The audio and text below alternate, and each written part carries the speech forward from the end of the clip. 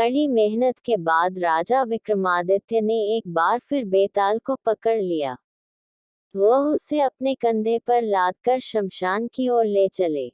रास्ते में बेताल ने राजा को एक नई कहानी शुरू की और बेताल बोला, सालों पहले यमुना किनारे धर्मस्थल नाम का एक नगर हुआ करता था। वहाँ एक ब्राह्मण रहता था जिसका नाम गणपति था। उसकी एक सुंदर और गुणवान बेटी थी। जैसे ही उसकी शादी की उम्र हुई तो वो और उसका पूरा परिवार उसके लिए योग्य वर ढूंढने में लग गया। एक दिन ब्राह्मण किसी के घर पूजा करने के लिए गया और उसका बेटा भी पढ़ाई के लिए घर से बाहर चला गया। उस समय घर में ब्राह्मण की बेटी और उसकी पत्नी ही थी। उसी वक्त एक ब्राह्मण लड़का उनके घर आता है। ब्राह्मण की पत्नी उस लड़के का अच्छे से सत्कार करती है और खाना खिलाती है। लड़के का स्वभाव ब्राह्मण की पत्नी को पसंद आता है और वो उससे अपनी बेटी की शादी का वादा कर देती है।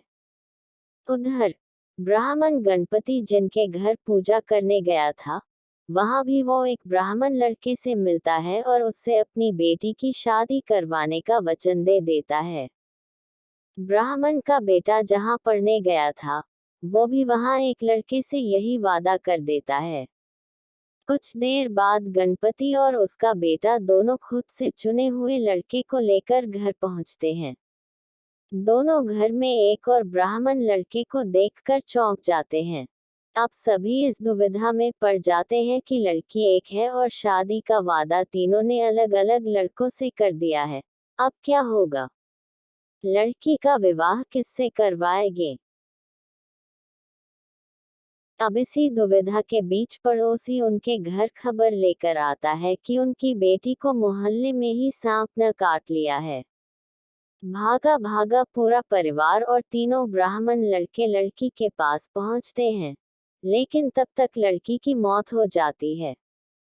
यह देखकर तीनों लड़के दुखी हो जाते हैं। कुछ देर बाद लड़की का परिवार और तीनों ब्राह्मण मिलकर उसका अंतिम संस्कार करते हैं। लड़की के क्रियाकर्म के बाद एक ब्राह्मण लड़का उसकी हड्डियां अपने साथ लेकर जंगल चला जाता है। दूसरा उसकी राख को इकट्ठा करके पोटली में बांधकर उसी शमशान घाट में झोपड़ी बनाकर रहने लगता है। तीसरा शमशान घाट से निकलकर लड़की के गम में देश देश योगी बनकर घूमने लगता है। ऐसा होते होते कई साल गुजर गए। एक दिन अचानक योगी बनकर घूम रहा ब्राह्मण किसी तांत्रिक के घर पहुंच गया। ब्राह्मण को घर में देखकर तांत्रिक खुश हुआ और उसका सत्कार किया। तांत्रिक ने योगी से कुछ दिन अपने घर में ही रहने के लिए कहा। तांत्रिक की जिद देखकर योगी उनके घर में ही रुक गया। एक दिन तांत्रिक अपनी विद्या में बहुत लीन था और उसकी पत्नी सबके लिए खाना बना रही थी। उसी वक्त उनका बेटा रोने लगा और अपनी मां को परेशान करने लगा। तांत्रिक की पत्नी से उसे बहुत संभालने की कोशिश की, लेकिन वो नहीं माना। आखिर में तांत्रिक की पत्नी को इतना गुस्सा आया कि उसने अपने बच्चे की पिटाई कर दी। उसके बाद भी जब बच्चा चुप नहीं हुआ, तो उसने उसे चूल्हे में डालकर जला दिया। यह सब देखकर योगी ब्राह्मण बहुत नाराज हुआ और बिना कुछ खाए ही अपनी पोटली लेकर उनके घर से जाने लगा। इतने में तांत्रिक आया और योगी से कहा, महाराज खाना तैयार है, आप इस तरह गुस्से में बिना खाए यहाँ से न जाएं। गुस्से में योगी ने कहा, मैं इस घर में एक मिनट भी नहीं रुक सकता। जहाँ ऐसी राक्षसी रहती हो, वहाँ मैं कैसे कुछ खा सकता हूँ?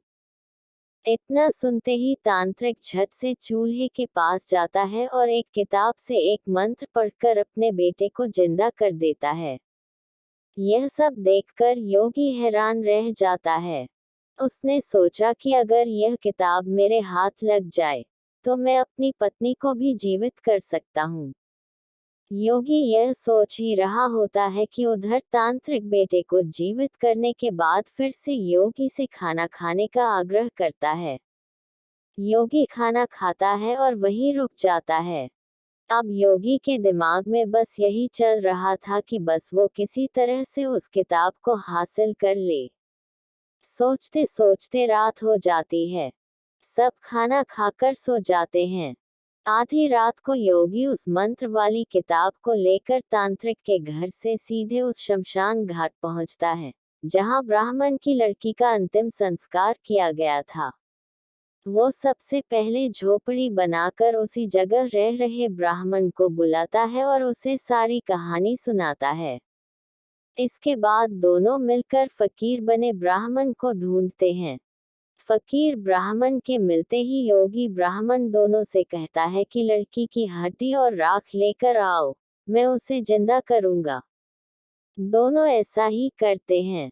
राख और हड्डी इकट्ठा करने के बाद लड़की को जलाए हुई जगह में योगी ब्राह्मण मंत्र पढ़ता और लड़की जिंदा हो जाती है। यह देख तीनों ब्राह्मण खुश हो जाते हैं। इतनी कहानी सुनाकर बेताल चुप हो जाता है। कुछ देर बाद वह राजा विक्रम से पूछता है, बताओ वह लड़की किसकी पत्नी हुई? विक्रमादित्य बेताल के दोबारा उड़ने के डर से जवाब नहीं देते।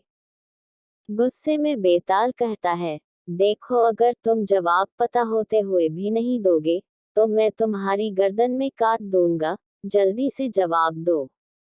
इतना सुनते ही राजा बोलते हैं, जो ब्राह्मण शमशान में कुटिया बनाकर रह रहा था, वो उसकी पत्नी हुई। बेताल पूछता है, कैसे? तब विक्रमादित्य जवाब देते हैं, जो हड्डी चुनकर फकीर बन गया, वो उसका बेटा हुआ। जिसने तांत्रिक विद्या से उसे जीवित किया, वो उसके पिता समान हुआ, और जो उसकी राख के साथ जीवन जी रहा था, वही उसका पति हुआ। जवाब सुनते ही बेताल ने कहा, राजन तुमने बिल्कुल सही उत्तर दिया है, लेकिन शर्त के मुताबिक तुम्हें मुंह नहीं खोलना था, इसलिए मैं दोबारा उड़ रहा हूँ। इतना कहकर बेताल दोबारा शीशम के पेड़ में जाकर लटक जाता है और राजा विक्रम उसे पकड़ने के लिए उसके पीछे भागने लगते हैं। कहानी से सीख, चतुराई और बुद्धि से बड़ी समस्या को हल किया जा सकता है। ऐसे ही रोचक व मजेदार वीडियो देखने के लिए इस चैनल को लाइक और सब्सक्राइब करें। धन्यवाद।